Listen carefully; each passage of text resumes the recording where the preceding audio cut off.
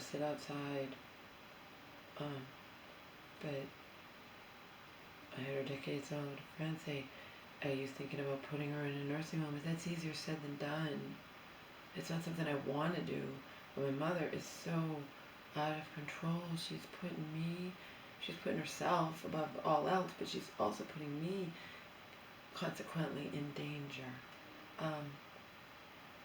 So I sent this to Churchwoman, to so-and-so who asked about, does she need to go into nursing home? Are you going to try to put her or whatever? She needs to be evaluated here in our home by a VNA physical therapist. That's what Churchwoman told me. On top of all the cognitive deterioration in my mom that I'm witnessing at an alarming rate. She's extremely weak. She wasn't this bad even in hotel where we lived for over 6 weeks. The hotel's bed was as high or even higher up than my mom's bed here, where my mom demands I lift her up from like a dead weight from her lying down. I can't do that. She has to get herself up, and then I help. Despite her defiantly getting up out of bed and into her wheelchair on her own a few times since we moved in here 3 weeks ago. So she's done it on her own, and when she was doing it, sometimes she fails, sometimes she succeeds. As we know, she fell last week, but she can't easily lift herself up, so orders me to do it when I can't and will end up more injured than the minor injuries I've already suffered from trying to lift her, etc. I can guide her. I can't and will not ever deadlift her 150-pound body, give or take, 150, 155, 160. I haven't weighed her lately. She may have fluid buildup. It's just like, I'm just like so too close to just like, I give up because there's just no reasoning with her. She's not sleeping and is too weak. She's also adamantly refusing her pee pill she needs to take to prevent fluid from dangerously building up around her heart and lungs. She's in denial, out of control, dangerously delusional, and constantly endangering her life as well as mine.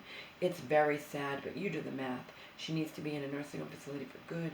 That's easier said than done when she gets so horrible at night when there are no witnesses but me. But it needs to happen before tragedy inevitably yet again strikes and she ends up seriously injured, ill, or worse. Last night was so bad. I told Mom's new doctor, her primary care physician, the nurse there at the office, I called yesterday from the hospital when I was getting my mom's blood work, that my mom was refusing to take her pee-pill Lasix, and that my mom ended up fighting for her life, indisputably. I'm not making anything up, I wish I were. Fighting for her life for a week in the hospital, the same hospital. They know her. They've known her for so long. In hospital after 2 weeks of refusing to take her life-saving pee-pill several months ago. It wasn't even a year ago, I don't think. First thing they did in the ER was put my mom on a Lasix strip to get rid of fluid in her lungs. This is the reality, Churchwoman. She lives in delusional fantasy where God won't let that happen to her ever again. That's what she always says. I'm not going to fall. God won't let me fall. God let you fall 3 times last week. You just didn't get seriously hurt. Could have easily got hurt in the bathroom, and your walker was there, and I've been trusting you, and so have professionals in the professional environment, to be on your own with your walker and standing at a sink and doing whatever and wiping yourself and standing balanced. And I'm not doing anything, haven't been doing anything different than I did in Massachusetts, did in the hotel, or did when we first got here.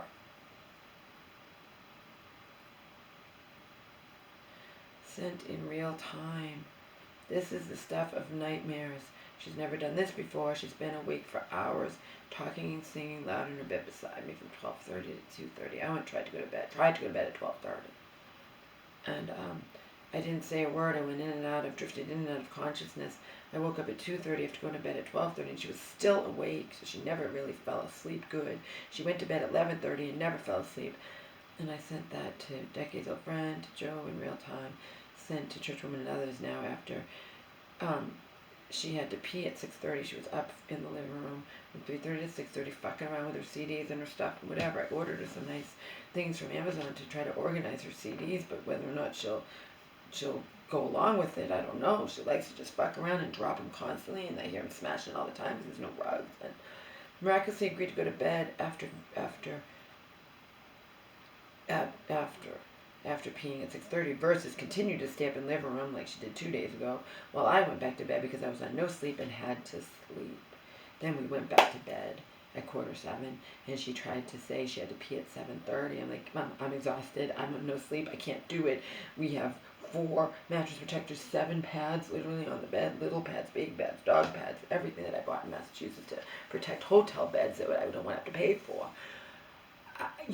She should have been zonked out. It doesn't matter. She wears 2 Depends and a liner. I got her always discreet liners in lieu of the Tranquility liners that I have to order off Amazon. I got those the other ones that can have delivered here from Walmart. Okay.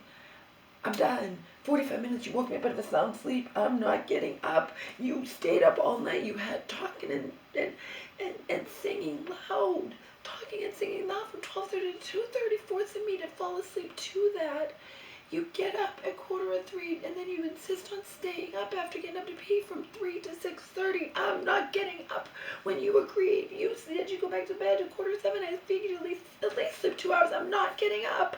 I refused, and I refused to do it, and she went back to sleep, and she didn't even pee herself. She didn't even have to pee. She just woke up and thought, oh, I have to pee. I gotta wake Laura up, and it's only been 45 minutes, and she didn't refuse to even try to lift herself a little to see the clock. And no, I'm not doing it. And we wound up. She went back to bed. I don't care. Pee yourself. I don't care. She didn't even pee herself, and we both went back to bed till 10:15. There reaches a point where I have to put my foot down. Okay. You're never again going to get up in the middle of the night and think I'm going to take you to pee and nicely let you go back to bed and trust that you're at least going to sleep a couple hours with me when I'm fucking exhausted. So you either stay in the living room till I get up if you're going to choose to be destroying yourself and harming me, and harming me in the process, because it's killing me, and I go back to sleep not wondering if I'm going to wake up to tragedy.